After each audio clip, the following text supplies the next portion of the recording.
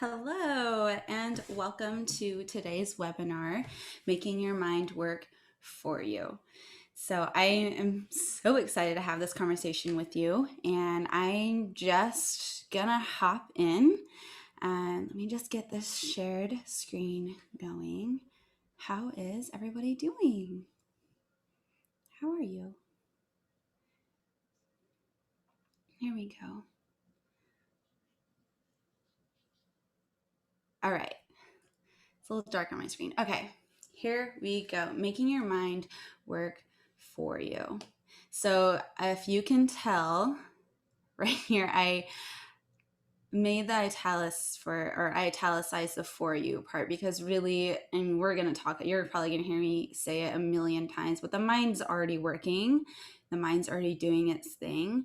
But how can we get in there and manage it? How can we get in there and manipulate it so it's helping us, serving us, rather than bringing us down and taking us farther away from our goals? Because often that is what's happening.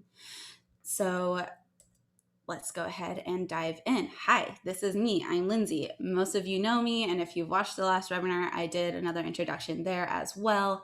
But I did want to take a moment here to share some new things because I'm going to talk about some new stuff in this one. So I wanted to preface it a little bit differently, but basically, I am an authentic health coach. I got into this recently at the start of the pandemic.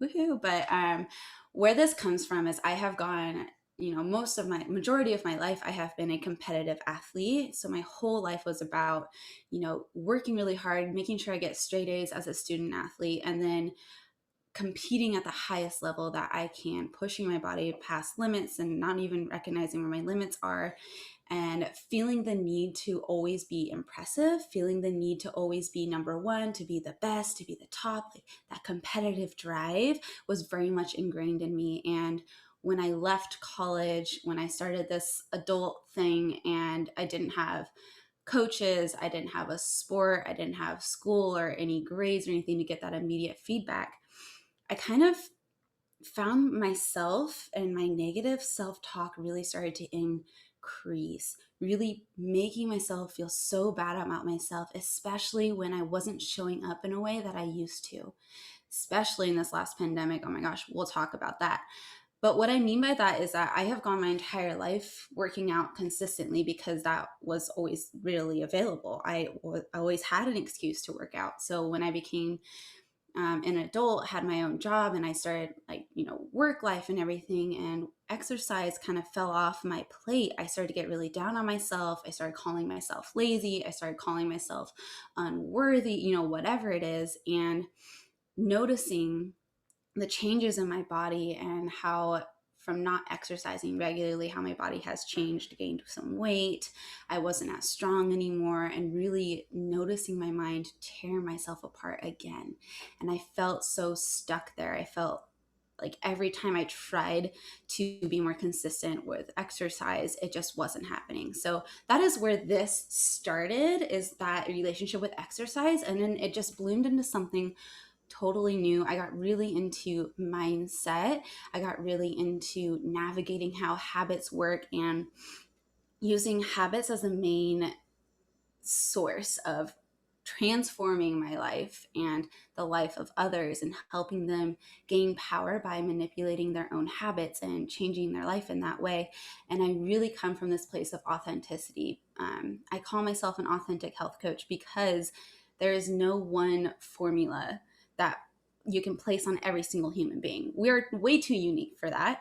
Thank goodness we're unique people, but there's no workout plan, there's no diet that fits for every single body, because every body is shaped differently, every body learns differently, and every body responds to food differently. So authentic health is about getting to know who you are, what you want, and getting to know what your body is and what your body needs.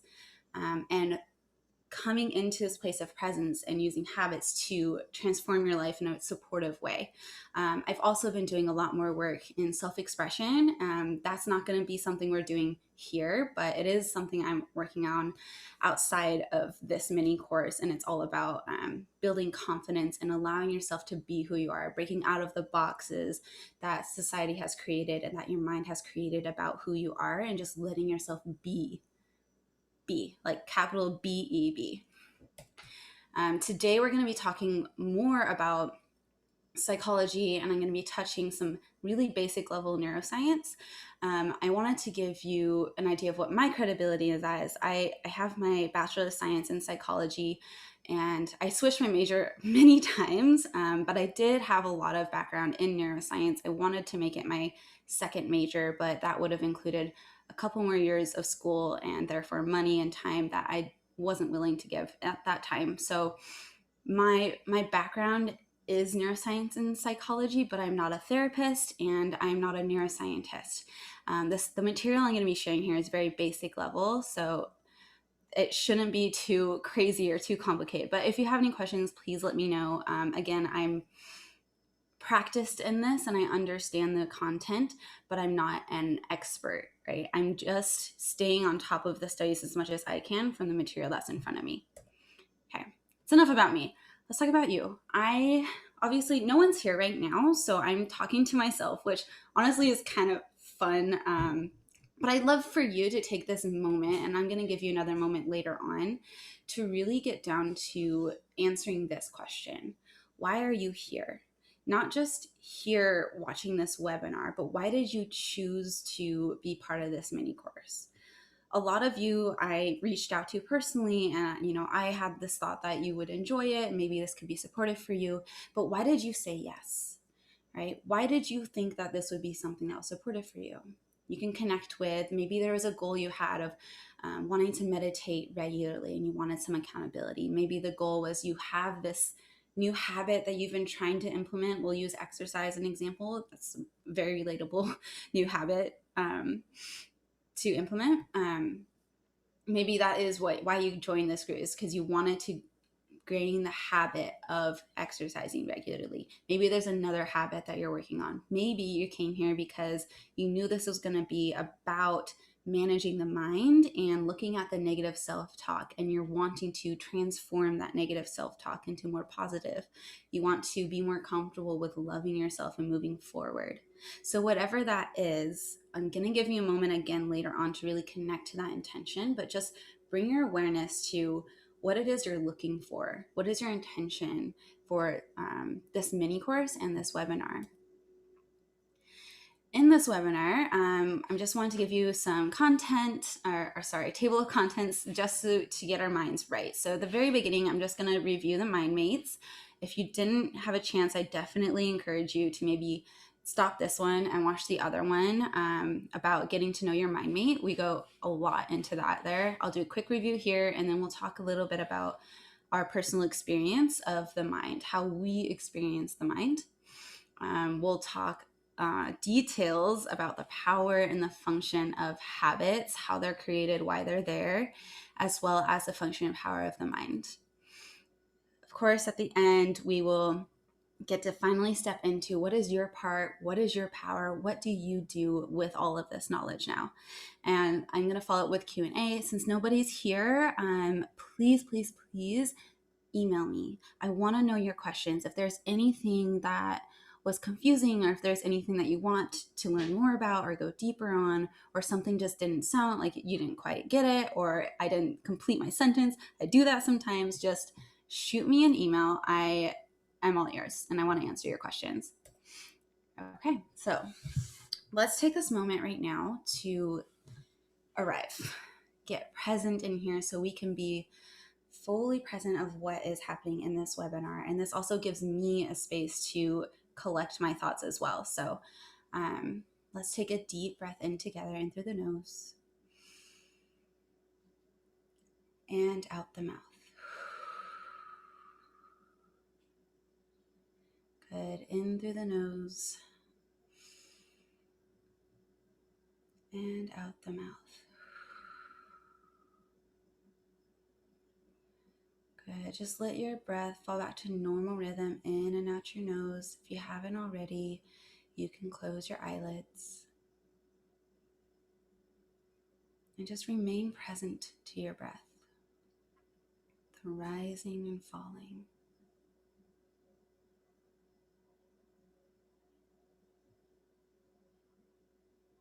Maybe you can get a little wiggle, getting comfortable again. This is a great moment to connect your intention for today, for the next hour or so.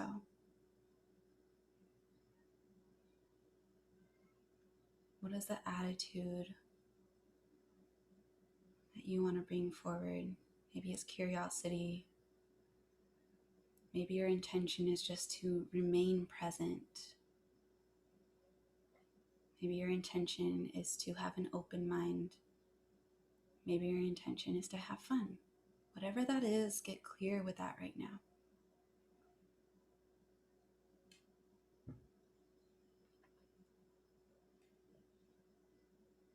All right, whenever you're ready, you can open your eyes and welcome yourself back into our Zoom room webinar recording thing.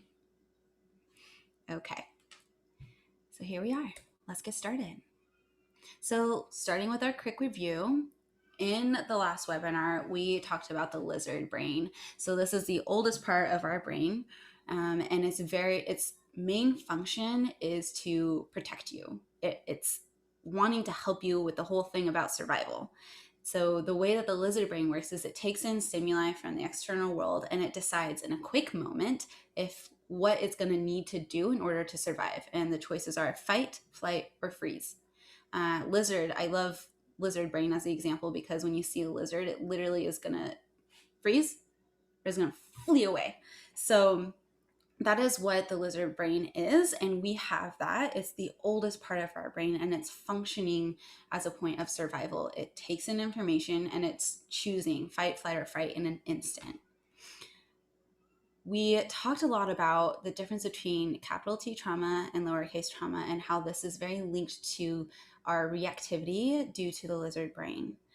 Nicole, she is our lovely trauma informed yoga instructor, and so she went into depth about the difference between these two. If you wanted to hear about that, definitely go back to that webinar and check it out, but I'll give a brief explanation. Basically, capital T trauma is when we have those big life events that are happening that really change everything. So a big example would be if you're experienced war, there's natural disasters, abuse, terrorism. It really impacts the person. Okay. The big T trauma is really just the ones that we recognize most likely, like the substantial things. Whereas little T trauma can be just as effective, but they're more like an accumulation of smaller and less pronounced events. The example that Nicole shared were microaggressions, like racial microaggressions. Another example would be maybe there is a teacher that would always say, oh, you're not smart enough, or like that's a bad grade, or maybe you just have all these situations of people saying that you're not smart. And so it builds up, this accumulation, it builds up and creates this belief about yourself, really believing that you're not smart.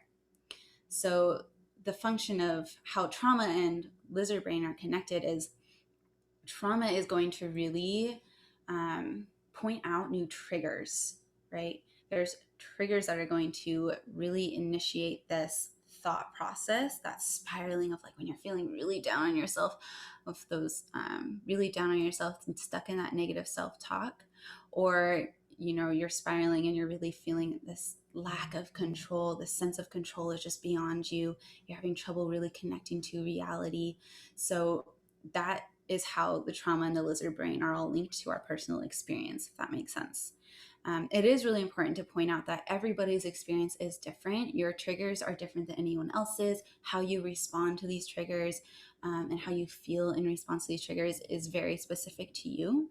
So the only thing I want to say moving forward is just being present and authentic with yourself and where you're at. And moving forward through our webinar and whatever else through the mini course, and anytime you're ever working with me, just know that You have full permission to hit pause or to leave if you feel triggered or if you feel this traumatic experience coming up and you need a break. Like, full permission. You take care of you. You know yourself better than anybody else. Okay. We also talked in the last one about the difference between the destructive mind mate and the supportive mind mate. The mind mate, we'll stick with that. That is the name that I gave to the thoughts in your head that are not coming from you. So if we're sitting here and you're thinking in your head, hello, hello, hi, I'm here, hello, that is you placing those thoughts in there that you hear. Whereas, and when you're brainstorming or trying to figure something out, you are putting yourself in your mind and processing. But there's this background processing that's constantly going on. And we'll talk about that a little bit in just a little bit, but it's constantly taking information from the external world, constantly processing it.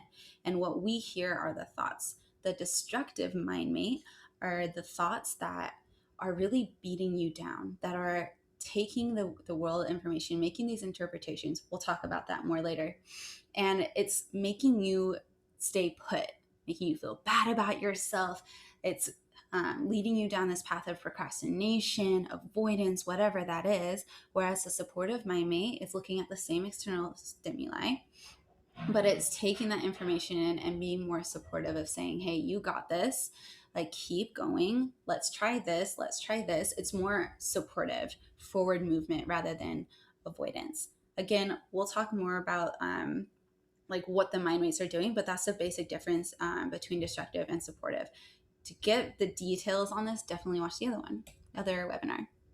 And then we ended the last webinar with stepping into your power. And that is the perfect segue for what we're doing here is we're getting into the logistics of stepping into your power, how you can actually do that.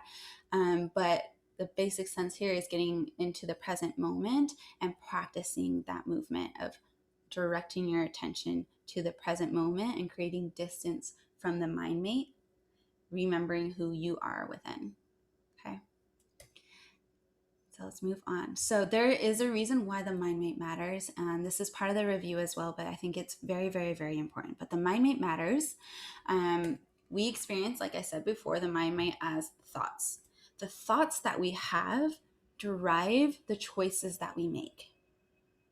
Okay, so for example, we'll stick with the exercise one.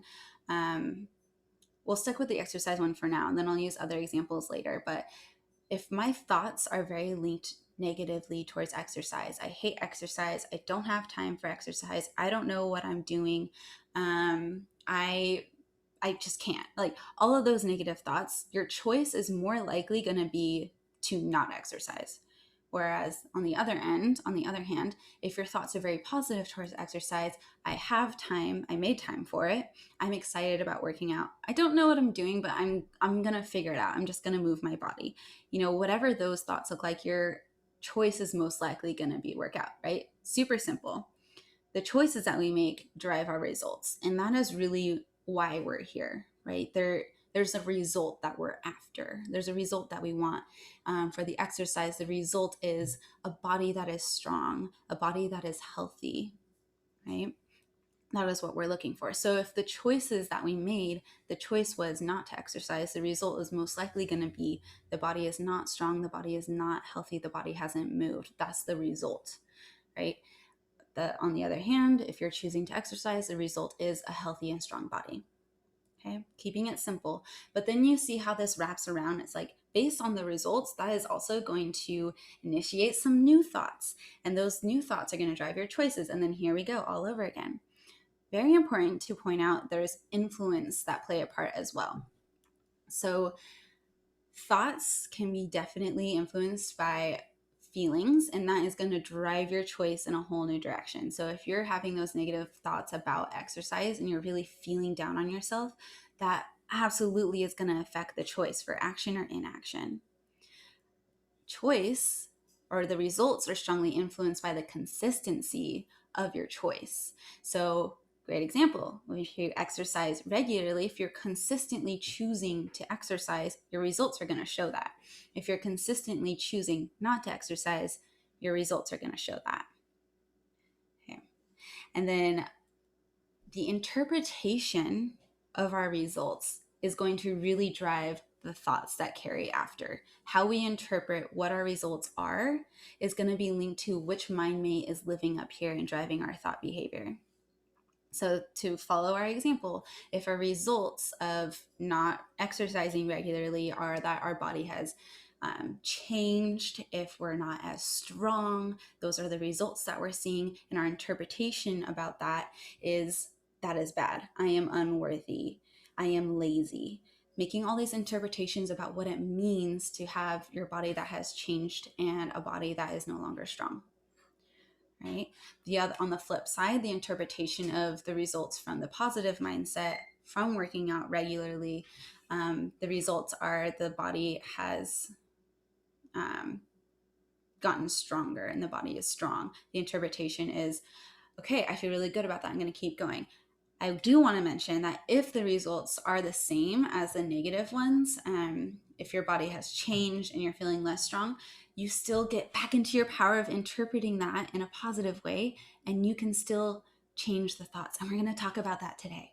Okay, but an example of that would be you get the same results from inaction, from not working out, and the result is your body has changed and you're not as strong, but you can interpret that very objectively and just say, that is because I didn't exercise regularly.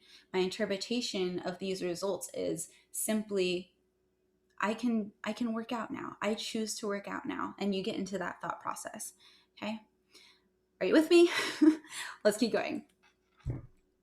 I also gave you a quick mind hack. The use of mind hacks is in the moment when you feel that spiraling, right? If you're feeling that little trigger, you're feeling those the spiraling mindset happening, the negative self-talk, whatever it is, catch and label.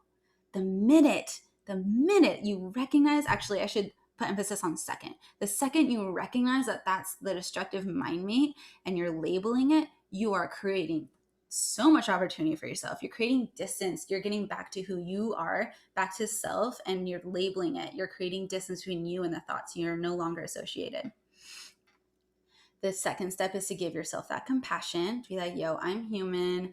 This was all like just habitual behavior. I am all good. Releasing the judgment that came along with the destructive mind mate, releasing all of the negativity, just kind of bringing yourself back to that center, and then following through on the initial goal that you had, the action step that you wanted to take from the very beginning that may have initiated or triggered that negative mindset, the destructive mind mate.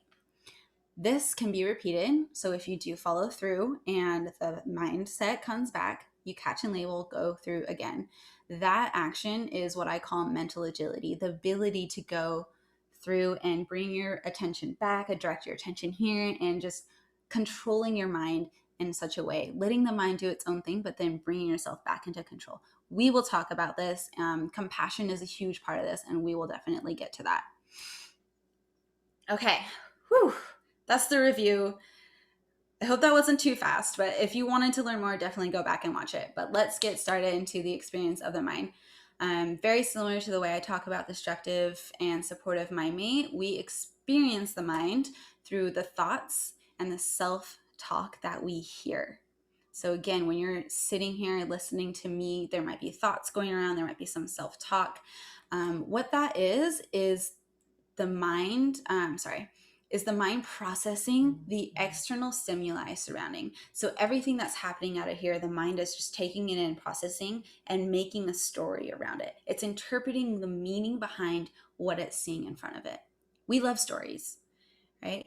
We love stories. Thinking about how much we love movies or reading books or anything that has a story, conversations with people and drama, just we love to make meaning out of anything.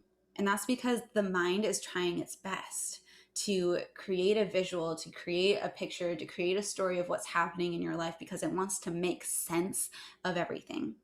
That's just what the mind wants to do. What we are witnessing is the processing.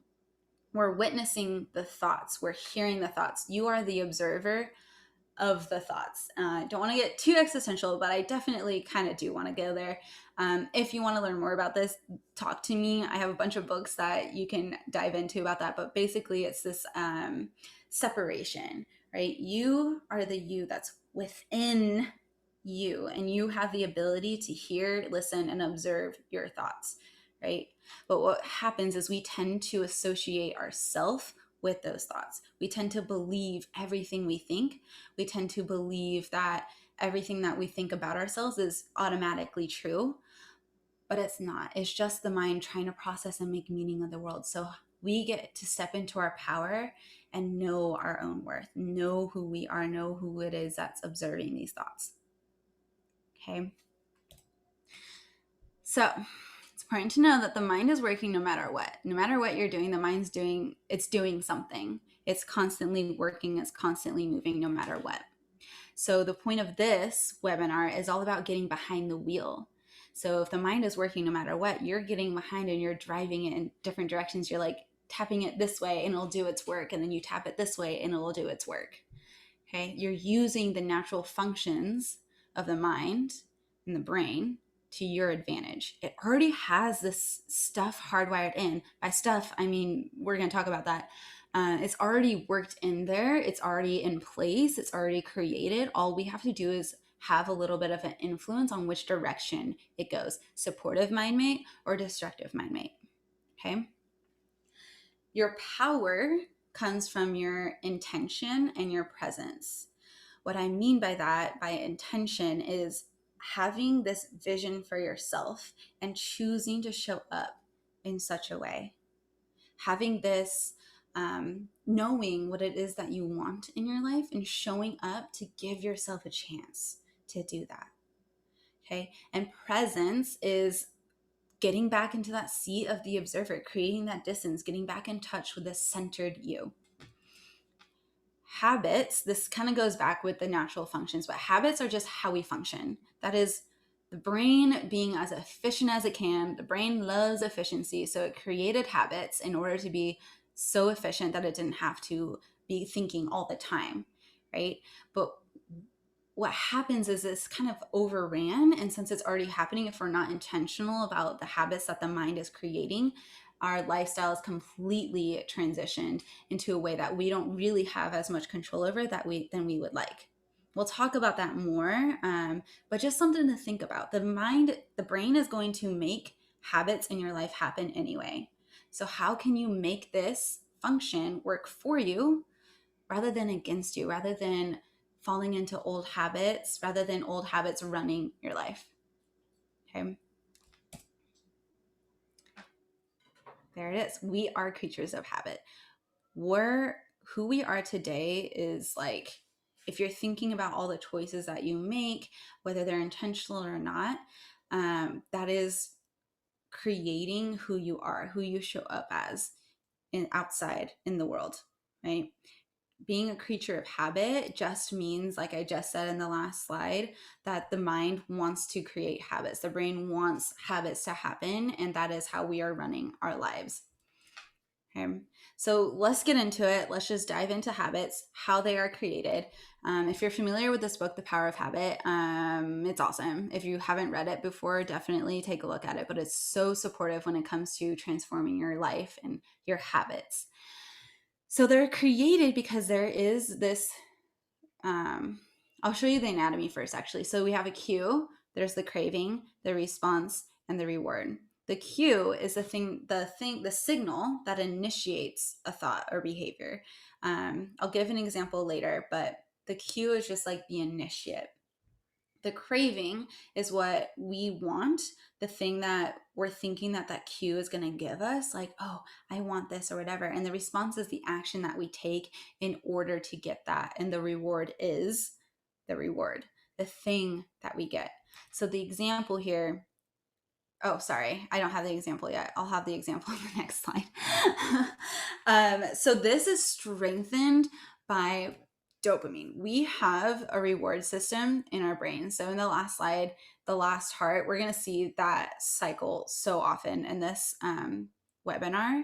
But the reward center, the reward at the very end, that is what the brain is experiencing. Does that make sense?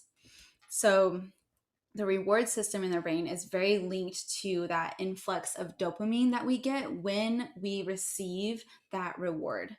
So these two items right here, the VTAs,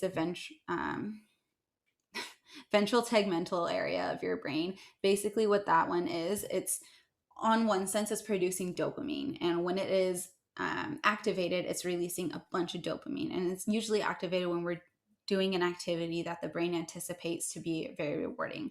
The nucleus accumbens is where all that dopamine goes. That feels rewarding for us. It feels good. The brain enjoys it and the brain craves it. The brain wants more.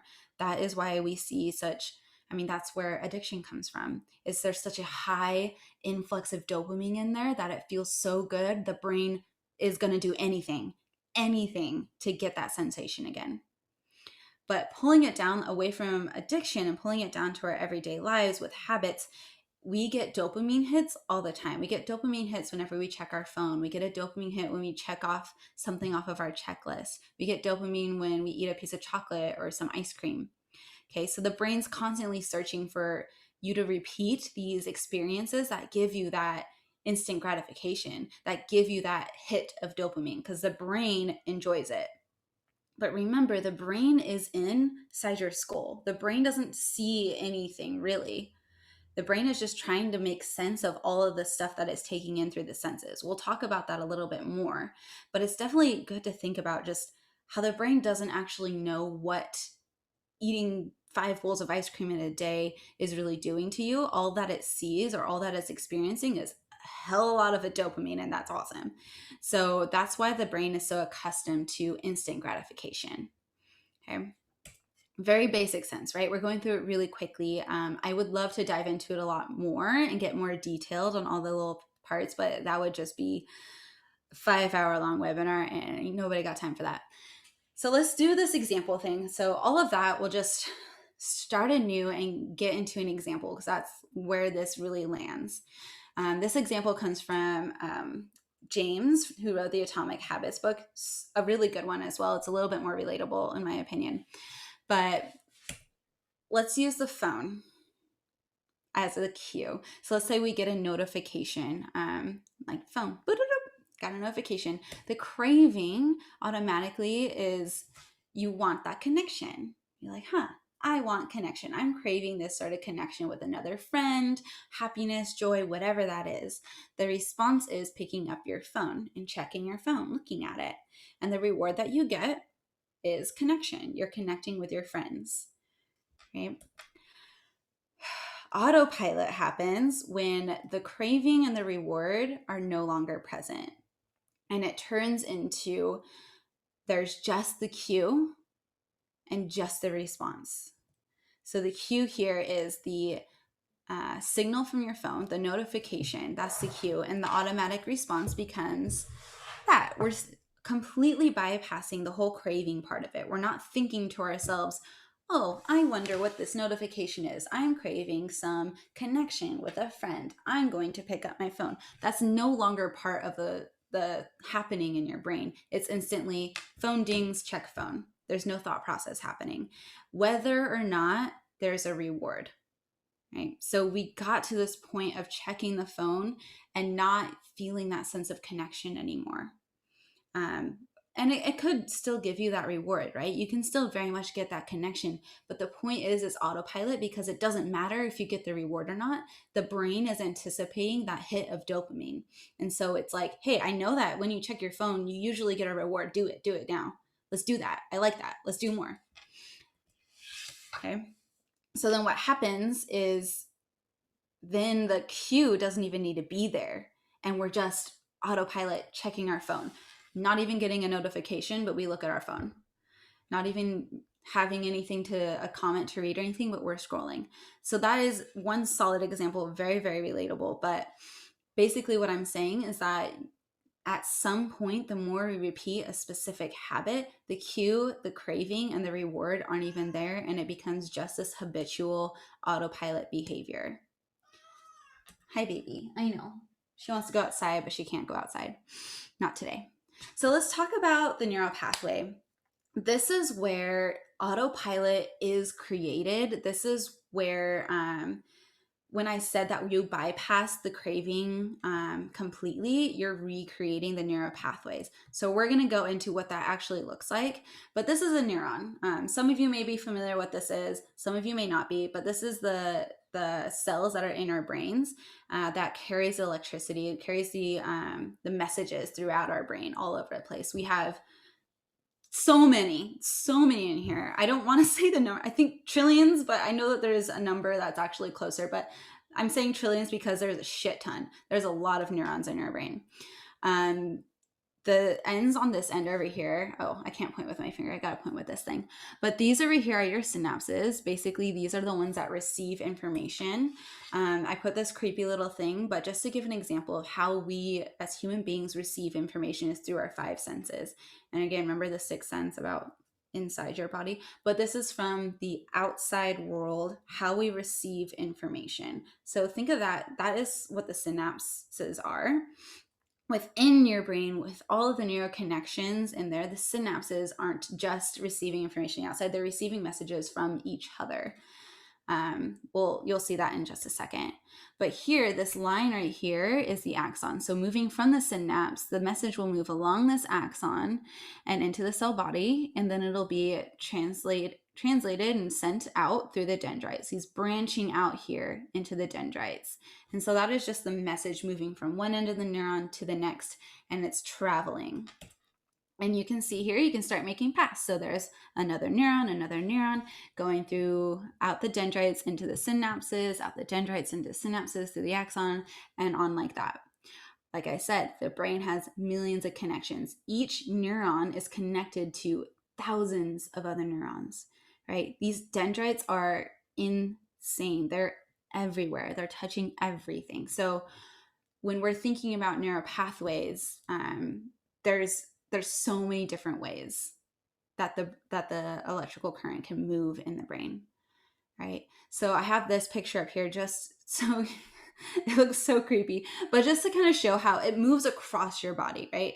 I'm not going to this isn't the webinar to start talking about what it means if it's taking this route, like if it's tapping through this part of your brain, what is it? Thinking about what is your brain reaching for, like what is this neural pathway, like really signifying. But what I really want you to see here is that there are different neural pathways in the brain, and the route that the pathway goes is the connection that it takes is the process that we experience. And we experience the mind through the thoughts. We can hear what these neural pathways are processing through the thoughts, right? So let's go back down into the story of the neural pathway. So let's say that this is the thought track that we're taking. If we're going down this neural pathway, it goes down through here and it comes up through this way. That is the neural pathway that our brain is taking. These little bubbles here, this is called myelin sheath. Myelination is when that axon starts to be covered by myelin sheath. It's just fatty protein that covers the axon that makes it easier for the electrical message to move through. And by easier, it just means it's literally frictionless. It makes it like it's covering it in fat, so it makes that conduction a lot quicker. It speeds it up. It makes it a lot easier. Think of this as the snowy hill we've talked about in like day 2 or 3. The snowy hill, and it's nice and snowy, it's nice and fluffy. One sled goes down through the center and they make a path. The second sled probably comes from over here, but the minute they find that already ingrained path, they're like, oh, easy. And they go through it and they follow it. The next one goes through and is here and it goes through it. Think of that as myelination. It makes it easier to go through, right? It deepens the track so that automatically that is where we're going. Okay, and that happens the more we repeat that behavior. The more the sled goes down that track, the deeper it gets. The more we think the certain direction, the more we take a certain neural pathway, the more myelinated it becomes, the more we use it. Okay. So you can, when we're talking about our presence and the catching and labeling and redirecting, you can redirect it. So if your thought pattern is going in this direction, you can take another route. You can choose this direction and ignite a different neural pathway and make a new connection. Eventually, if this is the direction you want to go, you can start moving that direction a lot sooner. Okay, we'll talk about that a little bit more. There's another picture that really shows that change. So let's go to how this looks in the power of repetition. So thinking of myelination and thinking of deepening that track, repetition, the more you go down through this track, the easier it becomes, the more habitual it becomes in the brain, because the brain's not trying to do it, right? It's becoming automatic. It's just there. It's frictionless. It doesn't have to do anything. So that is what the repetition of the specific behavior becomes the habit, becomes the path of least resistance. So again, there's your myelination. I made this line thicker. So let's say that this is a neuron that you're activating way more often. It's going towards the destructive mind mate. See how thick that is? That can be, if the mind is taking this track, let's say the trigger happens over here, whatever initiates this thought pattern. We'll use a grade, a test as an example. Let's say I receive a test and I get a D, and my mind is instantly going down this destructive mind right about how I am unworthy, I am not smart, I can't do anything right, I'm an idiot, I should have studied more, I'm such a failure. All of those thoughts are just coming through, and I'm thinking about it, and that is the destructive mind mate doing that. Every single time that my mind mate takes that route in my brain, it's deepening that neural pathway, so that any sort of trigger that might initiate the first little bit of that thought track, it's going to take me down that entire thing. And that's when we get into the spiraling. Okay. Again, you can interrupt that. When we catch that destructive mind mate and decide to pull our attention away, we're strengthening a new neural pathway. We're creating a new neural pathway and redirecting it. Like, okay, let's take a route that takes us down this neural pathway, this new route that's more supportive mind mate related. And eventually, when we get better at it, when we get used to recognizing what the destructive mind mate looks like, we can start seeing this happen a lot sooner and start to manipulate and redirect the thoughts a lot sooner. And that can look like taking this new path early on, instead of waiting until we get this far into the spiral. Early on, taking this route and getting into the supportive mind mate. Okay. And again, the good news is when we repeat that over and over and over again, that becomes the new automatic. When we start to have this process, when a certain trigger comes about, when we have a thought and we're able to recognize it sooner, the brain can remember, like, okay, let's take this route. Let's make this happen. We're going to take this supportive mind mate. It wants to take the path of least resistance. The same is going to happen with our brain or with our habits. We want to take, our habitual behaviors wants to take the path of least resistance. So in order to manipulate that with habits is to really look at the cue. How much friction or how easy is it for you to access this cue? If it's a negative cue we'll use a TV remote, and the negative response, the negative activity is turning on the TV. And this isn't to say watching TV is bad. This is to say habitual TV watching, binge watching, when you're watching and you're not choosing to. It's unintentional, right? So if the cue is very much there, very much right in front of you, there's no resistance, it's readily available to you, you're able to just grab it, and that's the habit. You're able to grab it, turn on the TV, path of least resistance. It's super easy. But taking your control and manipulating your habits, you're hijacking the habit, controlling the cue. You can put the remote inside a drawer. That way, there's another activity you have to do, which places you into intention. So you have to intentionally want to watch TV, or intentionally open the drawer and give yourself another opportunity to choose to watch the television. Okay. Another way to look at this is creating a path of least resistance. So if you're wanting to make a new response, if you're wanting to have a new action, really thinking about the cue. Really thinking about the cue that's coming up. Did I do it? Yeah. Really think about the cue that you can place, that's going to initiate that desired response, desired action step that you want to take. For example, if you want to journal in the morning. The path that has a lot of resistance would be if your journal is hidden away in a drawer and you don't see it. But in order to influence the response, the desired response, you're putting the cue out there. You're putting the journal and the pen on your table. So in the morning, you see it. Less resistance, instantly you see it. Okay. Does that make sense? No one's here, so I don't know who I'm asking. But let that sit with you, and remember that you have so much power, that these habits have already been created, but you have so much power in hijacking those. That is your power. Let's get into this. That is your part. Knowing that the brain is going to make all of this happen anyway, knowing that the brain automatically is looking for ways to deepen neural pathways, make neural pathways more myelinated, make automatic thinking happen. You know the brain is going to do that. So you get to come into your power, into your intention, and manipulate it in a way. You're choosing your cues. You're choosing to think this way. Okay. So stepping into your power looks like really connecting to the present moment and making intentional choices, living in intention, having your vision and following through, showing up in the way that you choose to be. Getting into the presence gets you out of that autopilot behavior, gets you out of the this. Bring yourself back to present and asking yourself, what do I want to do? What is my intention? There you go. And you're back into your power, and you're able to create space for yourself to make a new intention.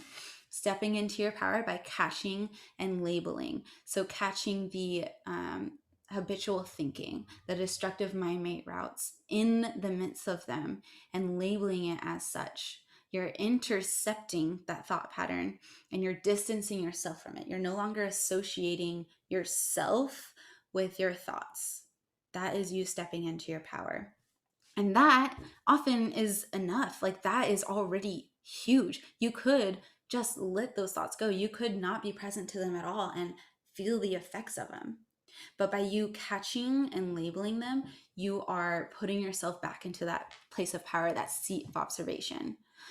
In order to get quote unquote better at this, and what I mean by better, I just mean more frequent, more consistent, is mental agility and flexibility. You get this by doing meditation. You get this by doing those little mental exercises that we did together of directing your attention through to a specific sense, feeling your fingers, listening to the sounds, and looking at something with such great detail you can see everything.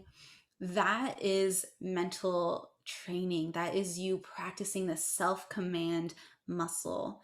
And flexibility is all about that bounce back, about recognizing when your neural pathways are really highlighted in one destructive mind-mate direction, and your flexibility, your ability to bounce back from that, your ability to forgive yourself, to forgive the mind, and bring yourself back to what feels good for you, what's more supportive for you. You step into your power when you choose to reconnect to your vision regularly. I need water. 1 second.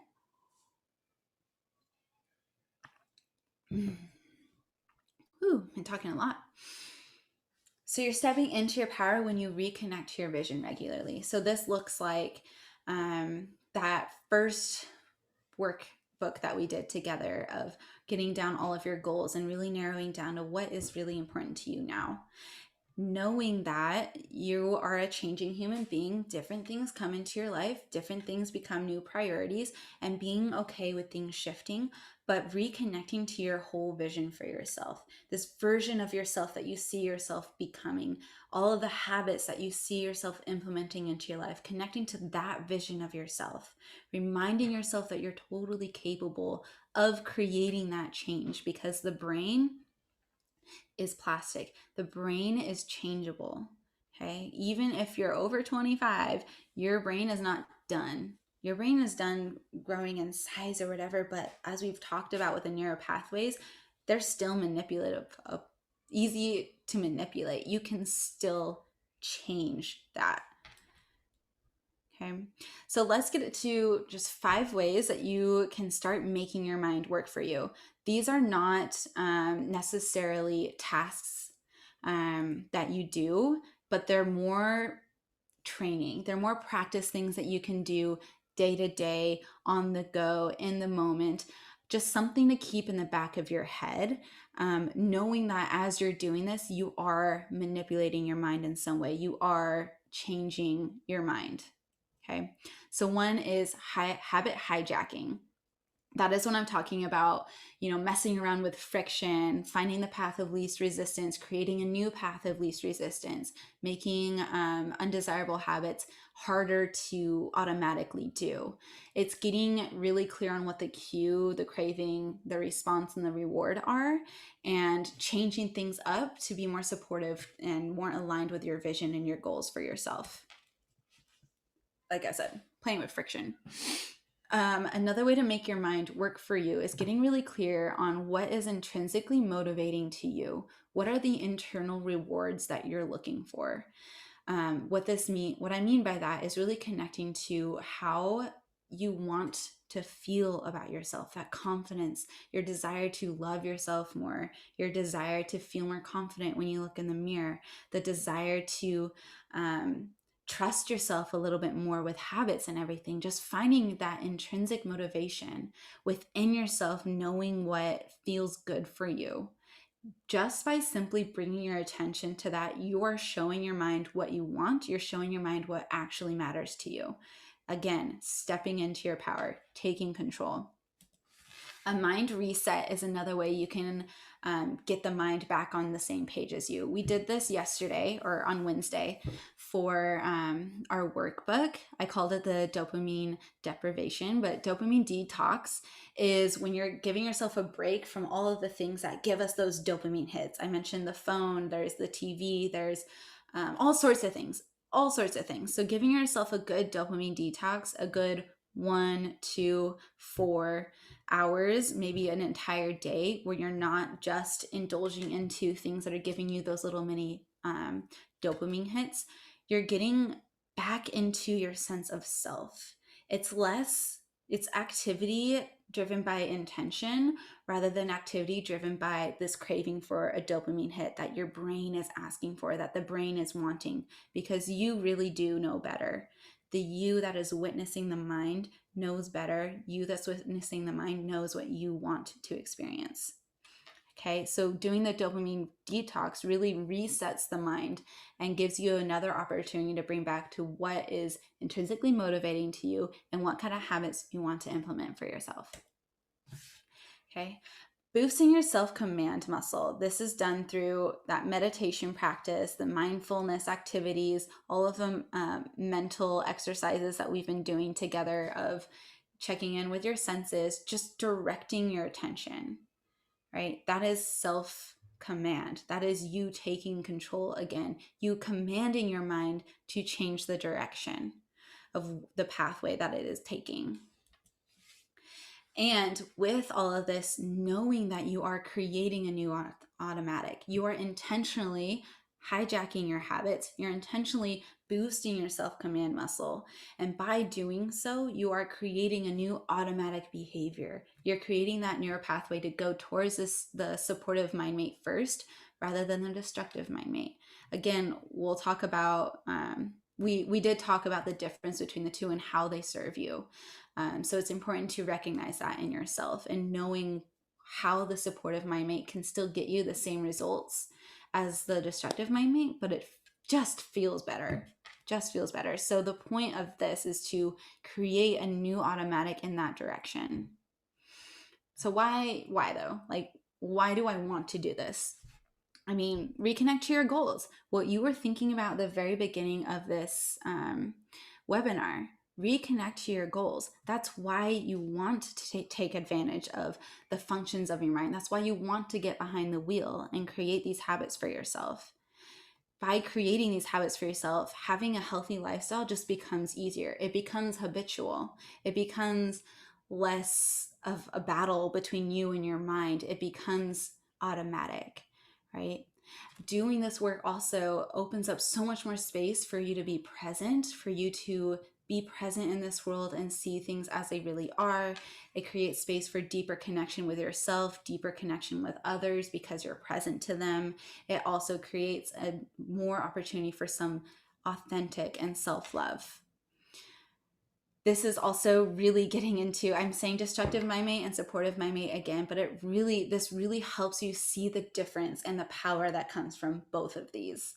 That's what doing this work does. And I have this note here. I think this is really important to think about, but you can absolutely get the same results by living in the destructive mind mate as you would with a supportive mind mate.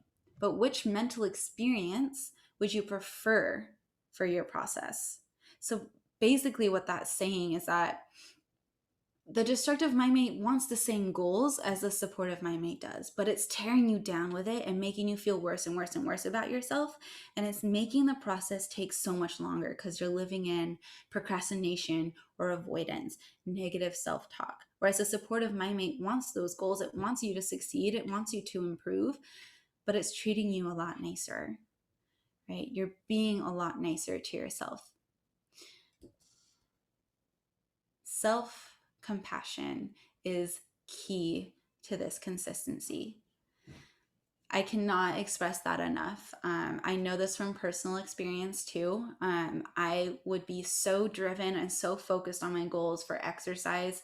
I would exercise regularly, exercising every single day. But if I missed the mark, if I missed a couple days in a row and no self-compassion came about, I would be so stuck in destructive mind mate, beating myself up, completely done, sick and tired, and just like quit, wanting to quit. And so using self-compassion really boosts this motivation, and it really is channeling that supportive mind mate. So this comes from being present to yourself and being authentic. So very, very careful. This work can very easily turn into toxic positivity. Toxic positivity is when you notice the destructive mind mate and you instantly are saying, oh, ignore that. That's stupid. Just ignore that. Like, I feel bad. Ignore that. I'm just going to think this way. Right? Being authentic and present to it is recognizing like, okay, I have these beliefs about myself, and that's hard. That is really hard. And giving yourself that compassion of being like, where did this come from? Curiosity. Where did this come from? Why am I feeling this way? And like really giving yourself that moment of compassion before transitioning into a more supportive mind mate. This also helps with it not feeling so fake, right? Of just like, oh, I feel this way now, just putting on that fake face. This is about being authentic and really truly loving yourself, knowing that as you continue this work, it becomes automatic and you start to really truly love yourself automatically. The presence part of this is knowing what is in your control, knowing what things outside of you that you can't control, and then knowing what within you can control. When it comes to the brain, you don't control where the neural pathways are actually connecting or what direction they're going, but you can control where you're pulling your attention, right? That's that mental agility. By doing this, the brain will do the rest of the work. Authenticity is checking in with yourself and really asking, what is it that I need? Because maybe in the downward spiral of a destructive mind mate, what you really need is comfort. What you really need is some space. What you really need is a break. Okay. Maybe on the other side, what you really need is to move your body. Maybe what you really need is to sit down and do your work. Maybe what you really need is to focus, but really being authentic with yourself and know what is it that I actually need in this moment, and then choosing to take that supportive action. Trust and know that you are exactly where you're supposed to be. Your path is your path. Your process is your process.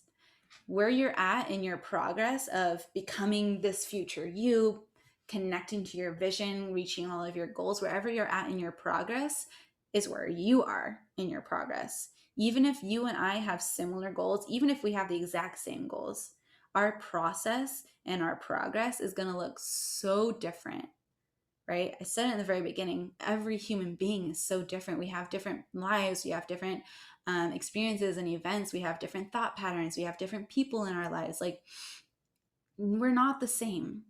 Trust that where you are in your process is exactly where you need to be. Embrace your humanness. Embrace that the brain wants to do all this. Embrace that mistakes happen. Embrace that we fall into habit behavior and say, yo, habit, that's cool. I just did a habit thing. My brain brought me into a habit. This is where I'm at now. Like, embrace that and take your control back and figure a way to manipulate it in that moment. Figure out a way to get back into your power, whatever that looks like, being present and authentic to yourself. Nice coach versus mean coach. Okay, so this is kind of going back to the last phrase I said. You can get the same goal through the destructive mind mate as you could through the supportive mind mate. The nice coach versus mean coach is the same thing, but it's just another way to think about this. So let's say we are an athlete. Let's say that we are a swimmer and our coach is just a a-hole. He's yelling at you saying, you suck. You're so slow. You're never going to be a good swimmer. You got to get in here and swim. You got so much work to do. You suck, you suck, you suck. Like just this really mean coach. We've all had one, I'm sure. If you've ever an athlete, you've had a mean coach like that. Maybe they were less direct, maybe it was a little more passive, but they were being really mean and it ate away at your self-confidence. And yet you're still pushing, they're still giving you the training, they're still working you, and you're still able to reach those goals of a competitive athlete. The other side, more pleasant side, is the nice coach that sees you and says, hey, that was a rough meet. You didn't do your best. Or that would be mean. That was a rough meet. This is how we can move forward. This is what we need to do. I see that you're a little weak on this end. So let's strengthen this muscle for you. Let's practice again tomorrow. But you're going to do great. You are improving. You're awesome. Just really boosting your self-confidence. Both of those, you're going for the same goal. You're going for the same competitive athlete. You're still going for the same type of success in the athletic world, right? But which one is going to keep you there doing the work? Which one is going to keep you there wanting to show up for practice, wanting to continue to swim, wanting you to continue to enjoy the process of swimming and competing? Thinking of this nice coach, mean coach, this is your mind mate. Which one's going to keep you moving forward in your life? Which one's going to motivate you more? And which one, so which one's going to make it more of an enjoyable process rather than something that is pulling you back and making you feel worse about yourself? The answer is the nice coach, just by the way. Okay, so now what? What happens now? What I want you to take away really from this is just this practice of checking in with yourself regularly, knowing how you authentically feel in the moment. Giving yourself the space to practice the mental agility, getting some of that training, whatever that looks like to you. If that is sitting down for a 10-minute meditation every morning, great. If that is recognizing when your mind mate is down a destructive path, catching and labeling it and bringing yourself back to the present moment, great. If that is having a scheduled time every day where you do a little bit of mental agility practices of directing your attention into your senses, great. Whatever your practice is, it can be 2 minutes, it can be 20 minutes, whatever that is how you can get back into the control of your mind. Taking intentional action as often as you can. And I didn't write this on here, but celebrating those moments too. And it doesn't have to be a whole high five or anything like that. Just giving yourself that sense of reward of like, I chose to do this. And so when it comes to things that may be habitual that you don't want to be habitual, you want to be more intentional. For me, that is television. If I have the TV remote out, it is absolutely habitual. I didn't choose to watch TV. I saw the remote and I turned the TV on. But if I'm choosing to watch TV, I get to celebrate that I chose this for myself. And it's up to my integrity of whether this is a distraction and an avoidance behavior or not. Okay, but it's all about choosing into things that you want to create in your life, staying connected to and aligned to your goals and your vision for yourself. So be on your own side is very, very important. That's basically what all of this is. Checking in with yourself, knowing what you need in this moment and setting yourself up for success, helping yourself move forward and reaching those goals and aligning to that vision for yourself. And find support when you need it. Sometimes setting yourself up for success looks like asking for help. Sometimes you need a little boost. Sometimes you need accountability. Sometimes you need therapy. Sometimes you need a group of friends, a sisterhood. So, whatever that looks like, know when you need support and ask for it. Let yourself ask for it. Okay. That being said, I do want to take a minute here just to share a couple of the offerings that I have. So please hang around till the end.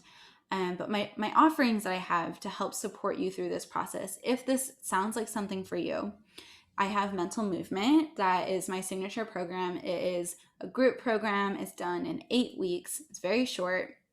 I'm going to be hosting the next one in June and July. So it's perfect for getting into the summer mode and really connecting with yourself.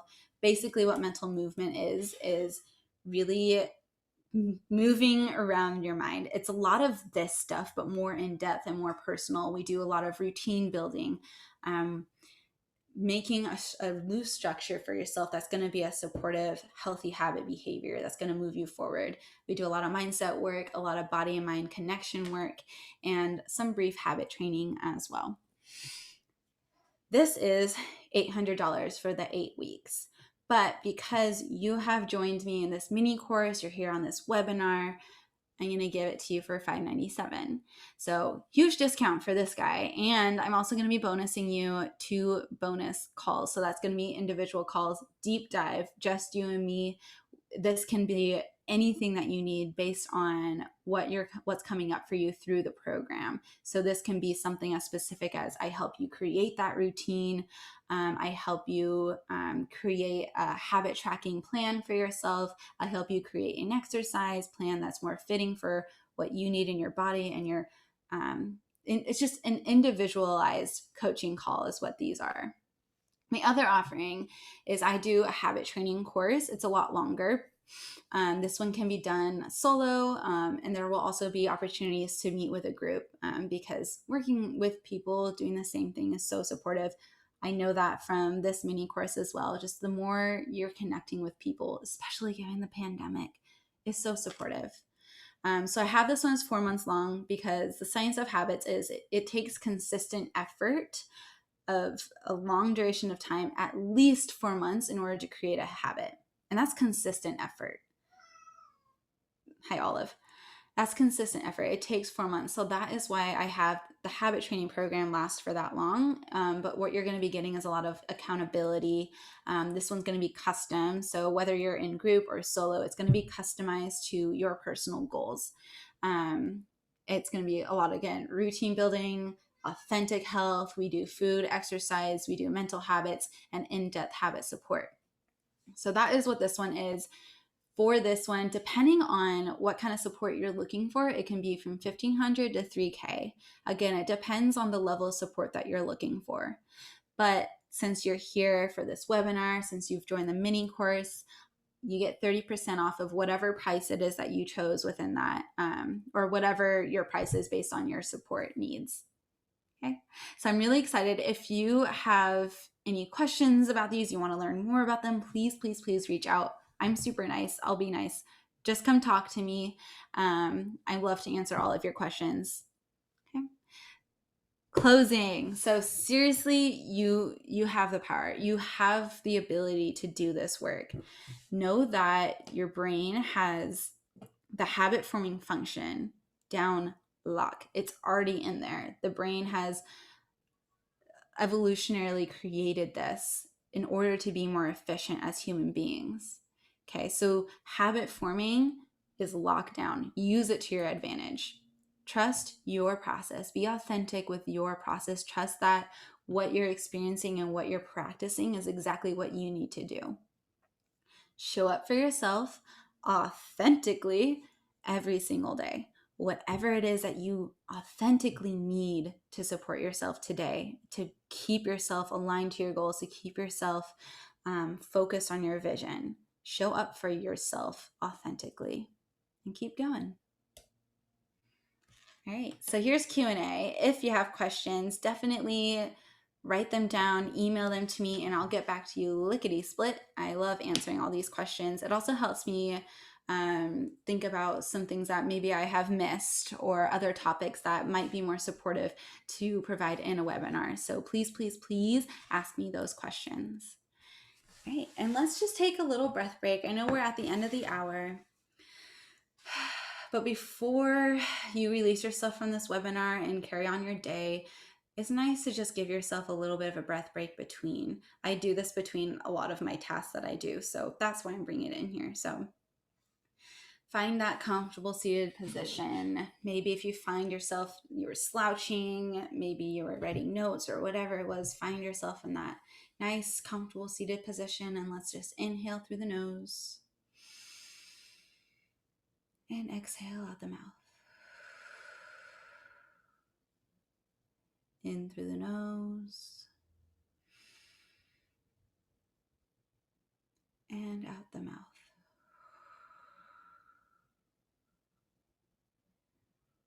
Good.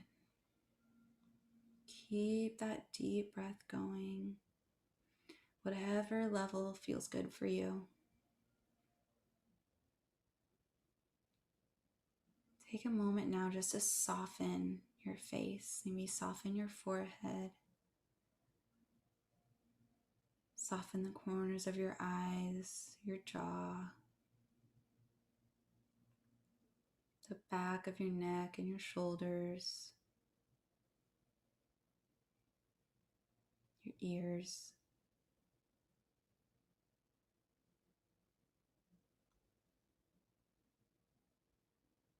Good. Bring your hand to your belly and really connect to that rising and falling of your breath.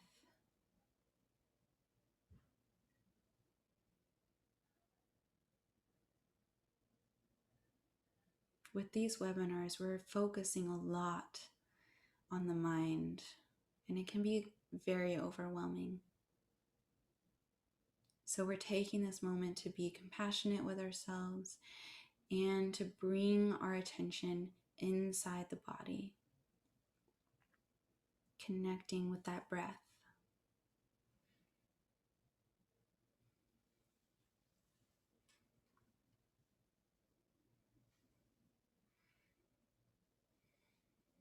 Good.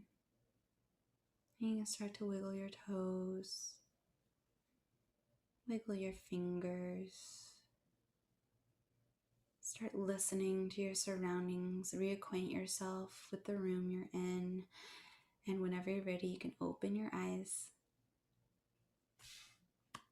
Thanks again for joining me today. I had a lot of fun. I know there's a lot in here. I try to get as much information as possible jam-packed into this hour, but again, if you have any questions, please reach out. Have a wonderful rest of your day.